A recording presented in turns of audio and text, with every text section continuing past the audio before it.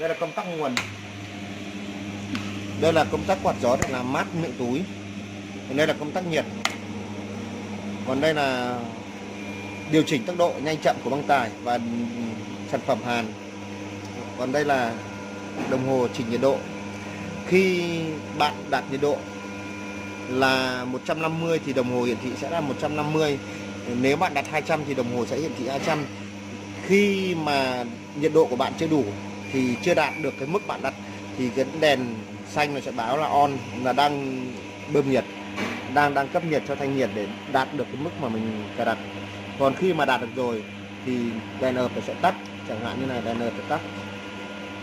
Sau đó thì chúng ta cho sản phẩm vào trong túi, đưa túi vào bên hàn.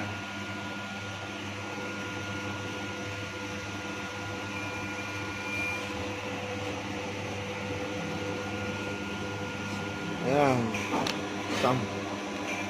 Anh nói để cho bạn ấy biết điều chỉnh tốc độ băng tải. Điều chỉnh tốc độ băng tải Hàn nó nhanh phụ hàn thuộc chậm. vào, nếu bạn để nhiệt cao mà bạn muốn tăng sản lượng hàn miệng túi thì bạn phải để nhiệt độ cao và bạn phải chỉnh băng tải chạy thật nhanh. Vì nếu bạn để nhiệt độ cao mà bạn chỉnh băng tải chậm thì cái sản phẩm của bạn nó nằm ở trong cái phần lung nhiệt để mà nó hàn miệng túi nó sẽ lâu, thì nó gây ra hiện tượng sun túi.